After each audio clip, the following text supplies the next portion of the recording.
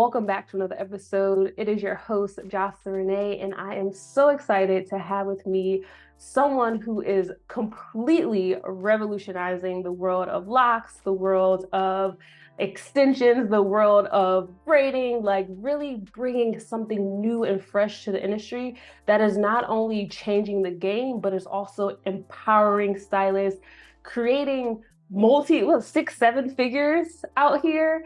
So I'm just so excited to bring her onto the podcast. But before I do that, I want to share her bio with you so you get a sense of who it is that we're talking to before she is officially on the podcast. So her bio reads, Tatiana is a true artist in the world of hair braiding and micro locks. From the young age of 11, Tatiana's passion for braiding ignited, and she quickly became known for her lightning fast twisting skills. Despite finding success in the IT industry, Tatiana felt a yearning to align with her true calling and bring joy to Black women through the art of braiding. Driven by her dedication and a deep desire to serve, Tatiana made the bold decision to leave her thriving corporate career behind and focus solely on her craft. This marked a significant turning point for her salon, Braids That Speak.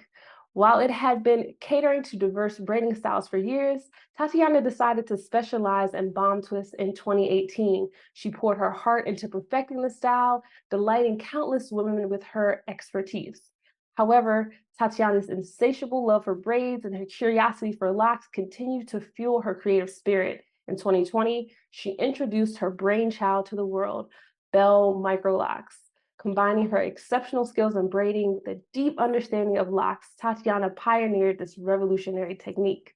Belle Microlocks are small-sized braids or twists adorned with extensions, transforming into stunning locks over time.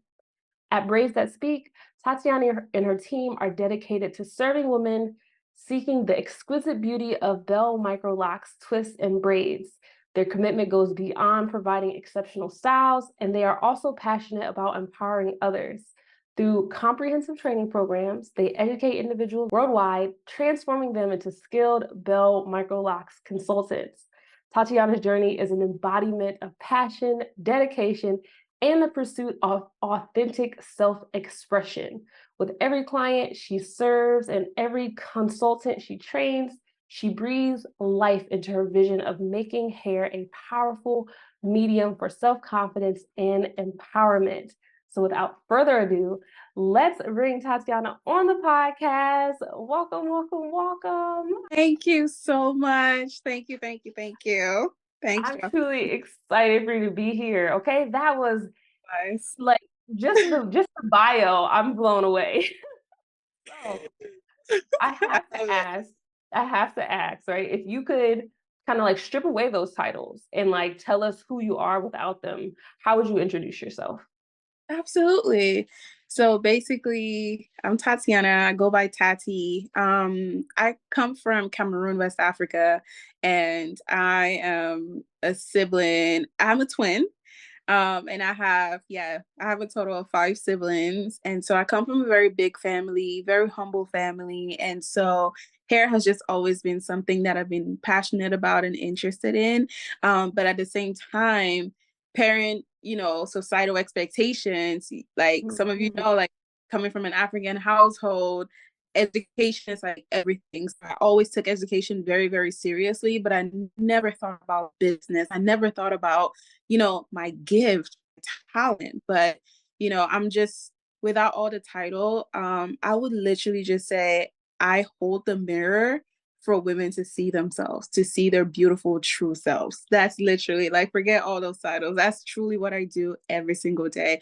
And of course, I don't personally do the hair myself, but my team, which they're amazing in Maryland, Georgia, and Dallas. Like, shout out to them. They do all the hard work. I just push their work out there and I show it off. Yes, I mean that is what we aspire to get to when you're building a business, right? Is to be in that visionary, that delegation role, to be able to have a team that is sustaining what you've envisioned and created to allow you to show up as your true self, that mirror for other women. I want to say there was a time when you were doing the hair, Oh yeah. Oh, yeah. Oh yeah, there was. I've spent long hours, long hours doing hair. So don't get it twisted. Just because I got a team now doesn't mean I can't relate. I still get my hands in the mix, as often as I can. And to be honest, that's my favorite part of my job. Like my favorite part of my job is not even like the social media. It's not even the administrative CEO side of things. It's when I'm behind the chair connecting with my clients. I feel like that's truly where my gift and talent Where it lies. And shines. Yeah. yeah. So I love, and I'm every chance I get, I'm like in the salon doing something. And I'm sure Yeah. people were telling you, back up, I got this. Yeah. Oh yeah. My sons are just like, oh my gosh, here she goes again. And I'm like so big on content, so I want to record everything, and they're just like, yep, that's Tati for you. I love that. So, let's kind of talk about where you currently are, right? Because you said you have a team in the Maryland area, Georgia, Dallas. What have you built? Like, could you walk us through what your company essentially what it looks like now? Absolutely. So, I would say our headquarters is, Go ahead, speak on it, it, it, claim it's it. in my home basement. Matter of fact, my mother's home basement. That's Gotta my start somewhere. that's the Right. headquarters of Braids That's the That Speak. headquarters. Like I'm just gonna be honest. And so yeah, so after growing my team slightly in Maryland, we were getting so much demand in Georgia. And at the time, one of my team members was moving back. She's from Georgia, so she was moving back. And I was just like, oh, that's a great opportunity. She's already going to be working at the shop. And so, if I can just like test out the market for like a year, I'm the girl. Like, even the whole braiding thing, leaving my corporate job, I only planned on doing it for a year because and the only reason why I did that was because I just wanted God to stop, like, to chill out because I could not sleep. I could not drink water without thinking about, not being the fact that I wasn't in alignment with what I was called to do. So I was just Yeah. like, all right, God, look, I'm going to try this out for a year. So If you I can don't make the chill. same amount of money that I'm making in my corporate job, I'm out. At least I've tested it, I've tried it. So you can't tell me nothing. Right, And that then I didn't at least do it. Yeah. this is year 4. And Wow. I have tried to quit, but it's just They not won't working let out. you, I'm sure. Oh my gosh, no. So Georgia was literally just like a pilot to like see what that was about. And I was just like, all right, I'm gonna rent a salon suite and see how it goes. We try this thing out for a year. When I say it stretched me, oh my gosh. Oh my gosh, it stretched the crap out of me. So I've grown so much since being in Georgia, and I wouldn't even. So actually, no, Georgia came third. So after Maryland, my business partner and I, because I used to live in Dallas, Texas, so Okay, you that's where used to my live in Dallas. career started. So my Okay. business partner and I, she was like, "All right, look, we've been talking about opening up a salon for the longest. Let's just do it." So we during COVID, our I crazy saw selves, 2020, right? yeah, like we went ahead and did it and used all our savings. At that time, I hadn't even come up with Belle Microlocs at all. So I was still offering mainly bomb twists at that time. And so things were hard. It was tough. We weren't getting as many clients, obviously, because of COVID. Yeah, So, yeah. but we still managed to build out our salon and then got that running. And then when I came up with Belle Microlocs, whew, things really blew up. And then it was February of 2021 where I decided to test out Georgia, and it's surprisingly still operating because I've had my moments where I'm like, look, Georgia is not for me, but I hear I'm I still hear here. that when it comes to locks. Woo! And Georgia's tough. Yeah, What are yeah. some challenges that you had to, I guess, face or deal with going from Texas to Maryland to Georgia, like with your clientele?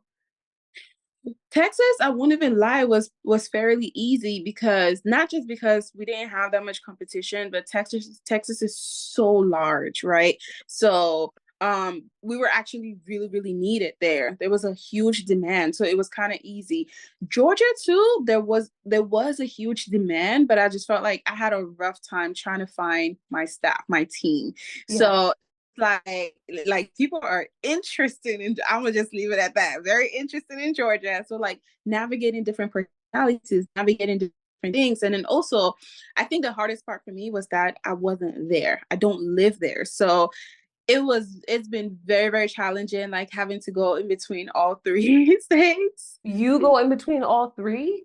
Yeah, I try to go as often as I can. Wow. So for the longest, Georgia was just like they ran and operated everything, and it was just like I would go there as often as I can. And the only reason why I couldn't go there even more frequently was just because I'm a mom. So I had a toddler, and it was, yeah, crazy. Wow. In my mind, I'm like, okay, she doesn't have any kids. She's out here Look, doing all the things. oh no, look, if I didn't Oh, have any kids, I probably would have opened up in like three other states by you now. be international, right? Oh yeah. Oh yeah. Absolutely. But I'm just like, I want to be a good mom. And this age is like a great age to like really bond with my child. And I spent Yeah. so much time a little bit away from him.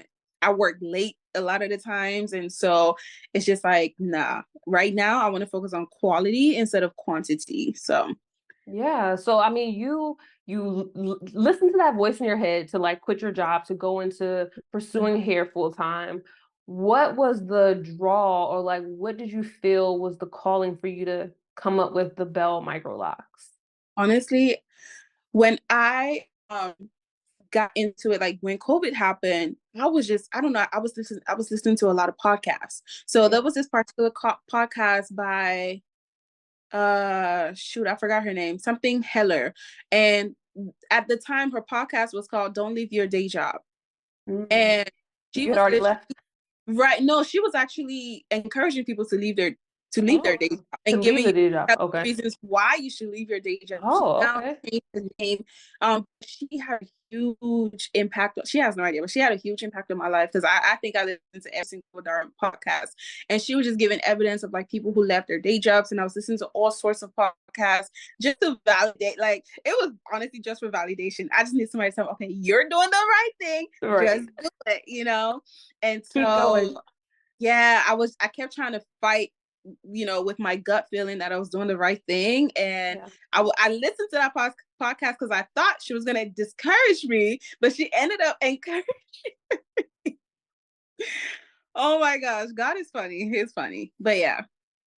So So while I was doing yeah. that, I was listening to a lot of podcasts that was encouraging me to always like whatever field you're in, always try to find solutions. The whole point of having a business is to offer a solution Yep. that Solve your a client problem. pay for, right? Yeah. Solve a problem. And so when I was like, okay, at the time when I started out, I'm very shy. I was very timid. I didn't really like, yeah, I know. Didn't like to talk much. But when I would start braiding, it was just like we would talk. But at first I would just put the TV on because I didn't know how to connect. Yeah. I'm African, and majority of my clients were African Americans. And so there was just this whole disconnect. But I was Yeah. like, the more I listened to podcasts, it encouraged me to talk about important topics. So it got to a point where I would turn off the TV and we would talk. Like I would force myself to talk. I had to Google like, okay, 5 questions I should ask my client. Like literally, that's how Yes. much Yes. I wanted to change myself and change that idea of, oh, I'm shy, I'm timid, but no, because I was like, that's not going to get me far. I had to connect with my clients based on listening to this podcast. Because if you don't connect to your clients, how are you going to know what problems they're having? So I was like, Yes. I can't even hold a conversation and I'm spending 3 hours with them. Oh no. And once I started, that was it. Like it was just always great conversation after great conversation after great conversation. And I was just taking mental notes of patterns of different things that I was hearing. And so when I really got into bomb twists and I would talk to my clients, a lot of them were busy women. They didn't have time and they would come back literally take their hair down, wash it, come in the very next day. And so I'm like, women want something lightweight. They want something easy to deal with. And that's basically what Bontus was, but it was temporary. So Yeah. when some lady, my business partner in Dallas, she got tired of her hair. She was like, all right, we just opened up shop and I'm over here like, all right, we don't have money, we don't have clients, we gotta like try to get our clients, right? So she's like, this is before Belle Microlocs came about or anything locks came about. She was like, so Tati, I'm tired of my hair. I'm sick of it. I'm like, sis, what do you think of? There's nothing to be. The only thing worth thinking about, you should think of, is being broke, like, and not having clients. Okay, Okay. how about that? Yeah, and so she's like, "Well, I don't want to do anything with my hair anymore. Can you lock my hair? Can you do micro locks?" I was like, "You got me all the way bent. Like you're supposed to be. I'm bald. Imagine I'm bald headed, and you're the one. You're the only person with hair. Whose hair And am you're I trying to supposed to grow a hair business, you? And we're trying to go. You're my model. You're like right? you're from Hair Studios model. What are you talking about? Tell me to put some knotless braids in your hair, and Keep I it got you." moving. Yeah, Yeah. she's like, yeah, no, I'm tired. I'm over it. I'm tired of combing my hair. I'm tired of detangling my hair. I was like, well, how dare you? Like, I was so mad. I used every excuse in the book not to do her hair. And then one day, our client canceled on us and we were already at the shop. And she was like, "Oh, well, now you got time." I Right. was so mad. I was so mad. I You was have can't even say no. not knowing, that forced me to learn something that I was never even open-minded to. And once I did it, posted it, so she was literally the first lock client I had, and it's been history since then. I started getting a lot more people that are like, "Oh, you do locks now? Oh, can you do mine?" And I probably got like two people after that. And then I was still booked up with bomb twists. Yeah. So sorry, I don't have the capacity. And then one day after doing about 5 installs and posting it, this lady came up to me and she was like, "Look, you're already doing something that looks like a permanent style." She's like, I love bomb twists. I love the parting. I love how it looks. Can you just make it permanent with human hair?" I was like, yeah, see, yeah, nah, I don't have experience. I literally disqualified myself. And I was like, look, I don't have experience with locks. I don't know the first. She's like, yes, you do. You've done. I've been seeing your posts. I've They been watching you. clocking you, watching Yeah. you. And Yeah. you deal with extensions. I've been seeing your bomb tubes. I was like, yeah, but permanent human hair, that's a whole different level. I don't even know where to start. I'm not even sure. She's like, well, we'll figure it out. So I was like, I can be your guinea pig. Like, I'm not gonna give you a hard time. Like, I'm open minded. I was like, oh, okay. Look, one thing I learned in IT is that's how I got my IT job. Like, you gotta fake it till you make it. You gotta act like you know it, and then figure Okay. it out when you get home. Figure Okay. out the job. Okay. Exactly. Truly. So that's exactly what I did. And once I did that, oh my gosh. We found some hair, we tested it out, and I forgot about her. And then she came back like 6 weeks later. She sent me a picture. She's like, "Oh, I think I got to come back for you to do something." I was like, "Yeah, no, you don't." Like, how am I supposed to I didn't even realize that there's a maintenance portion. This is how clueless I was about locks. Like, there's a maintenance portion after that. And I was like, "But I'm booked up with bomb twists. Yeah. Where am I going to fit these people in?" And I found a way to fit them in. I literally learned how to do a retie the night before my first retie client. But that's just the type of person that I am. Like, even if I don't know something, I make sure I know it, I master it, and I become really, really, really good at it. So that's just how I operate. And I really think that's what got me this far. And that's how Belle Operating in Microlocs came alignment. out. That's what it sounds like. Yeah. You were listening to the callings that were Yeah. put out for you. Like Yeah. to have a client tell you, do it on me. I'm not gonna complain. I'm not gonna give you a hard time. That is like the ideal client right there. Because most Yeah. clients are like, And you didn't do it right, it doesn't look good. What is this? exactly. And especially because she didn't know me personally. She just said, "Look, I've seen your content online." She didn't see my face. She just saw my work and somehow trusted me to be able to do this permanent style on her that I had never done before. So that to me said a lot. I was like, I can't disappoint this woman. I got to get this right. So, Right? And you got to show up as your true self. So because yeah. you did that, because you took that leap of faith to install the first Belle Microlocs client, how has the system you created opened or changed your world for you? Oh my God. It's changed not only my world, but so many Black women. I mean, we hear from our clients, we hear about how like they're able to swim now and they never used to swim. Especially after COVID, a lot of women had just they were so done with their hair. It was crazy. And a lot I never realized the whole reason why I never got into locks was because I just didn't think there was that much of a demand for it. And I thought you had to have 20 years plus experience to be a loctician, you know. So for me, because I'm a learning person, and I like to learn. I love to absorb information. I don't act like I know everything, and if I don't know something, I say, hey, look, I don't know about this, but I'm gonna find out, you know what I mean? And I if you give me a chance, I'm gonna test it out. If you like it, boom, boom, boom, boom. So I really think Belle Microlocs has helped a lot of women who and want to start off with their own hair. A lot of women who, and that's literally going against the grain, right? Because Yes. with locks, you're told it's Start with best to body. do it natural as possible. Yeah. It's more authentic if it's with your own hair. But what about women who, let's just think about not the usual, the people you're not going to see on YouTube.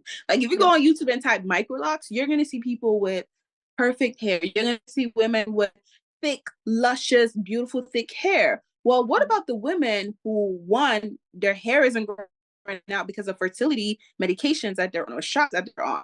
What if their hair is not growing because of low iron? What if they have thin areas? Like for me, stress started causing me to have really, really thin air, like a thin spot in the middle of my head. So if I had locked my hair with my own hair, I would not have felt as confident.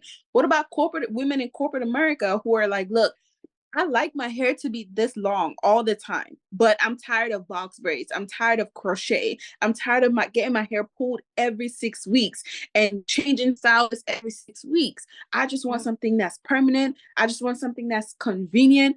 I would love to a lot of just wanted to wake up in the morning and spend literally no time on their hair. Yep.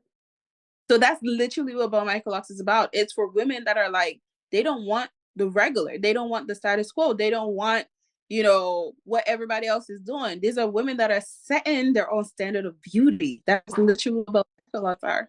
Yes, they are. And I feel like I've been, I don't say stalking is probably a strong word, following heavily the Braids That Speak I won't brand. report you. I won't report you.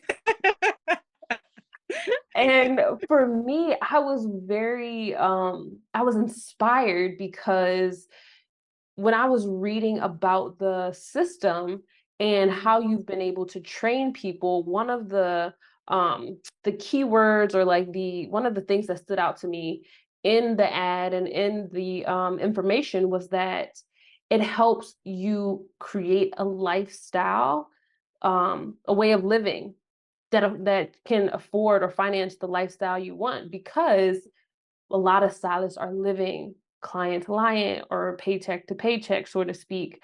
Um, Yeah. was that something that you were aware of when you went into creating Belle Microlocs, or that was like a byproduct of having had Belle Microloc clients? Literally, it was a byproduct. I never thought about the money. Matter of fact, when I started doing Belle Micrologs, I was charging $600. And That I was 14 hours, with the hair too? hours sometimes, including the hair, Yeah, including the hair, $600. which Imagine is if I spent crazy. $300 on the hair and Yeah, $300 working in 15 hours. But guess what? At that time, for some weird reason, I never thought about the money. I just thought, yeah, well, maybe there's something like, I guess the fact that people keep requesting it, maybe there's something there. And literally, it was with the more I posted it, and then I was getting comments like, girl, I've never seen this before. You should patent this. You should trademark this. Like a lot of people just kept saying, I've never seen this before. And I was like, wait, y'all never seen this before? I just created something and by mistake and didn't know. I mean, I didn't go into this like, oh, I'm gonna create. I just created something. It was literally my followers at the time, my early followers. They were like, you should name this. You should get a name. And every time I would see a comment, like I was like, all right, I guess I got to come up with a name. Because at first it was just micrologs with added extensions. And when I realized that it was like lucrative, like nobody was, at least nobody that I knew. And I tried to yeah, search, nobody was really doing it. And so I was yeah. like, oh, there's something here. That's when I got somebody to help me get a trademark, and I actually recently just got accepted for my trademark, so it's a fish like got offer and everything. Congratulations. Yes, thank you. Yeah, But getting yeah, that no, paper money was it feels real good.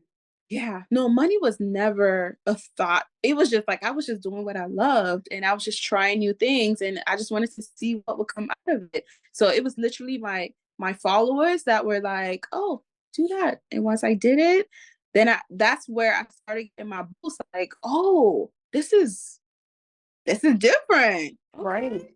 This is a system here. I have something. Um, Yeah. so with creating this and coming from the cultural background that you have, how has your family, friends, how have they uplifted you? Kind of like been like, what are you doing? You need to go get your That's corporate job. Like, what's that's that a been like? great question. That's a great question. In the beginning, it was rough. I'm not even gonna lie. Being African, locks is not a thing where it's like, oh, Hit the I'm log, proud yeah, of yeah. the locks. Yeah, no, I don't come from that type of family. Like, there's a lot of information. There are a lot of assumptions. A lot of times Africans think locks are dirty. Locks are um, I actually locked my hair in college one time. I had did braid locks. I kept them in for a year and a half. And I was on the path of like, being a vegan and I came home to visit my family and they were like, "What's going on with you? Like, are you a Rastafarian now? Like, your dad will be turning in his grave if he knew that." I was like, "Because I locked my hair and I'm eating better." Better. Wow, taking What? care of myself. Yeah, yeah. I I'm mean, the fact, like, what? So knowing that, it was just I've always just been like the black sheep in my family. And so it was surprising, but not really surprising. So even when I decided I was gonna leave my job, oh, everybody tried to convince me, well, you know what? Do it for keep your job yeah. and keep doing this. But I'm like, I'm not that girl. I can try this for like 5 months, 6 months, but something gotta give. Like I like to jump into things fully and put my whole heart and soul into it. Sorry. Yeah, no, it's okay. So I mean, that's good. You jumped in even despite what your family, the naysayers may have said. It took them a while. It took them a while. It Yeah. wasn't until, you know, I never borrowed money from any of my family members. Matter of fact, I was sponsoring things. I was contributing the most. And so they're looking at me like, oh, she got bread. She got bread. You were planting seeds, okay? You know what I mean? I was planting seeds. I was just doing me. And eventually, my family caught on to it. My mom even changed her whole mind. She was like, I don't even know why I felt that way back in the day. Locks are actually beautiful. When she would see women like walking out, God, I like your hair. I wish your she's even asked me to do hers. And I'm like, oh girl. I don't do But hair yeah. anymore. I'm the CEO, but one day I'll have someone on my team hook you up. Yeah, but I'm like, look, mom, I know you. I know how you are. Yeah, you will stress me out with these. You're not gonna come for your maintenance. You gonna be like, Listen, the way I locked my mom's hair, I really locked her hair thinking like, oh, I'm gonna put these locks in, she'll be done in like a month. I think we're like 7 years in. I'm like, you still have these? Like, I'm often surprised. So I get what you're saying. wow. Yeah. Um, I wanted to touch on your your mindset, right? Because you said that Mhm. having the multiple locations, even creating the brand, like it really stretched you. How did you or where did you find the fortitude, the strength to keep pushing forward in this Mm, uncharted area? Like, where did Lord. that come from? Man, no, honestly, the beginning was very, very, very difficult. Like the first 2 years or so was tough. Especially like when I started hiring, because doing it by yourself, oh, easy. Like easy. Okay. When you start employing people, when you start dealing with taxes, I was stressed out. When you start talking about operations, when you start talking about HR, when you start talking about departments, I'm like, wait, I have a whole company. I got to create an org chart. Like, wait, I got to have like a legit manager. Like, I got to think about this. And so, luckily, one of my clients, um, reached out. She would always check on me. And so one day I just told her I'm stressed the heck out. And she was like, what do you need? And I told her, and she was like, well, I can be your coach, your business coach. And I literally instantly hired her, and she's helped me out so much with not just, transforming my company, but she's really, really helped transform me, my mindset, how I think, how I look at things. I mean, I wouldn't even lie. That's the best investment that I think I made in my business. Get hiring a business coach. What was one way of thinking that changed for you after hiring that business coach? Just having somebody to share ideas with. I won't even Yeah. lie, being a CEO can be very lonely, especially Mhm. I don't have any other friend that's like in business full time that we can go to dinner and like talk trash about our businesses and like just like express ourselves how we truly feel. I just felt like I always had to show up strong because I had a team that's Mhm. looking at me. They're like, if they see me they're worried, they get concerned. Like, all Yeah. right, how's she holding up? Is this business gonna last? And especially being an at home business and for Yeah. everything to grow the way that it did. Also managing growth. Was not ready for that. I did not have a lot of things in place. And so I had to figure out a lot of things on my own, and just like the pressure of having to do it fast. And then I was like, oh, I got to hire. When she came into my life, it was like, oh, you got to hire a customer service team. And this is how you got to train them. This is how you. And I'm like, wait. And at the time, I was actually still on the floor. Ooh, I was that's a still on lot. the floor. Yeah. Yeah. When did you So when did you decide to step back? I had to step back. Um, Notice you it said was had to step back. Not I wanted to step back. I had to No, step I back. had to step back because one thing I learned is you can't work in your business and work on your business. Can't do both. No. Mm-mm. Facts, okay? Yeah. Very much facts. And I mean, I found personally that there are seasons, right? Like if as a solopreneur or as stylists, salon professionals, you may grow through seasons where you are only in it. And then it's like, oh man, maybe I need to hire somebody, maybe I need to take less clients so that I can work on the business. And then I'm back in it, and then I'm on it. And for me, it was too much. Like I agree with you. It is you're either in it or you're on it. Because doing both is just Yeah. a lot. And in this age of social media, you have to have an online presence. When my business coach told me, well, you got to start showing up. Like, I think you have to start building trust, because guess what? If you're working on the business, that means the people that you're serving aren't seeing your face. You Yeah. know, they know Tatiana, they don't know your individual staff members. So at least show up so they can see your face, build that trust. And, it's from her that I really gained confidence in like showing up and just showing up as I am. Because I just felt like, in a way, I just kind of felt like, imposter syndrome. And I felt like I wasn't enough. I felt like I had to have this big personality. I had to have this and that and the perfect background or the perfect, and it's just like, no, people don't care about that. People Yeah. just want you to just show up. Yeah. I noticed that on your Instagram you were doing like a 90-day live challenge, something to that Yeah. effect. Oh my Was God. that as a result of your business coach, or that was something you just wanted to challenge yourself with? Was her. Was her. Oh my God. And I'm never doing it again. Never doing it again. I think no matter I think I stopped halfway. I won't even lie. It's a lot. It's Yeah. a lot. What did you notice though? Like what did you become aware of with going live for 30 plus 40 days even? Yeah. I would say I went live.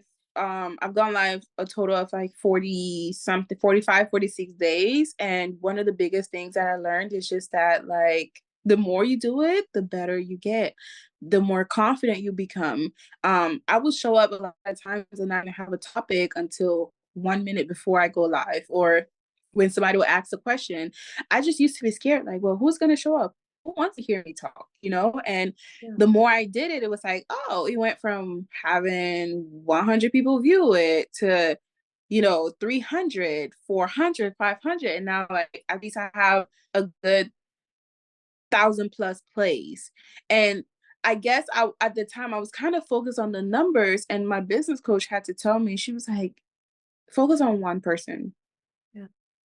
So literally join the live and talk to one person. And if you talk to that one person, that's all you need to do. If you change that one person's mindset and you change their life, or you give them information that's going to help them, even the people that watch the playback, focus on one person. It literally just like, whew, Takes the it pressure took off. a weight, it took a pressure off of me, a huge pressure where it was just like, all right, I'm just showing up for my one person. If he touches two, three, five, whew, great. But if he Yeah. touches one person, my job is done. Did you notice that your consistency with going live impacted your business or the brand at all? Yeah, absolutely. We definitely got a lot more consultations because it really built trust. It put me out as a thought leader on Yeah. Microlocs, even though a lot of times, like, I'm very hard on myself. And so a lot of times there are things that I don't think I know that I actually know. And so when I would get questions, there wasn't ever a question that was like, oh, I can't answer that. So also like some things that I realized was, all right, maybe I got to do a little more research on this. Maybe I have to, and provide more information on this. I see people are really struggling with this, people that are not even my clients. And also just gives me a chance to just talk about something that I love. So it's not Right. only for them, it's for me too. Yeah. It keeps you abreast or like in Yeah. the fold of the industry. Oh, Um absolutely. yeah, that is beautiful thing about connecting with the people that we serve. Yeah.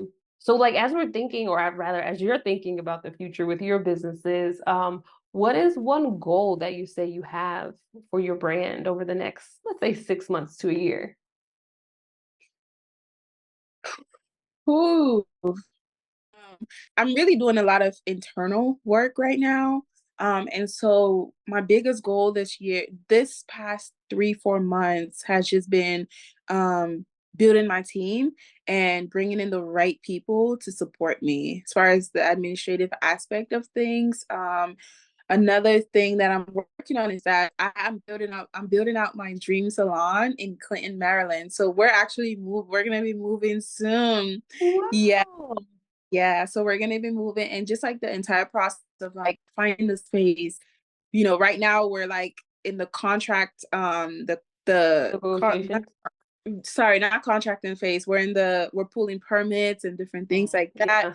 Yeah, if I just wanted like a simple salon, like something that I have right now, where it's just like, all right, let's paint this walls, put this nice floor, and do some plumbing, we would have already been in there. But Yeah. I'm really, really trying to create an environment, an atmosphere. I'm building out my dream salon, like a salon where I know that I would love to go into and just relax and feel taken care of. So I want to build not just, a salon, but a destination. I want my clients to feel like when they go there, they're somewhere else. You know what I mean? So they can escape their worries, their issues, their problems, and just feel taken care of. So I'm super excited. That too on its own has just added a lot of layers into my life, and it's a lot going on. Yeah, I And can imagine. yeah. Yep. So How are you literally funding this? that's my goal, just to get that space up and running, Yeah. get it set up, and and then I think I'm gonna take a nice vacation. You deserve a nice I'll vacation, probably take okay? off like 2, 3 months just to be and recuperate, because I'm the type of person, I give, I feel a lot. Yeah. And so a lot of things take a lot of energy out of me. So Yeah. I just feel like I've just been toiling this past half of the year. I've just been toiling. So towards the end of the year, I think I just want some time off to just enjoy the fruits of my labor and just like relax. And then next year, all right, We're gonna get to it. yeah, next year I'm thinking about, starting the process of like franchising and, going into that. Yeah. Wow, that is amazing. I mean, even just to see that type of business being cultivated in our industry, which for so long has been like, okay, we're women in this location, just stay right here. Don't do anything beyond serving these women, work 7, 8 days per week. Or yes, I said 8. I said 8 days because you'd be overworking yourself Real. all the hours, don't eat, and to now be in a space where you're creating a destination for people to escape to think about franchising, to be trademarking the system that you created. Like that is a totally different way of thinking of this hair and beauty industry. Yeah.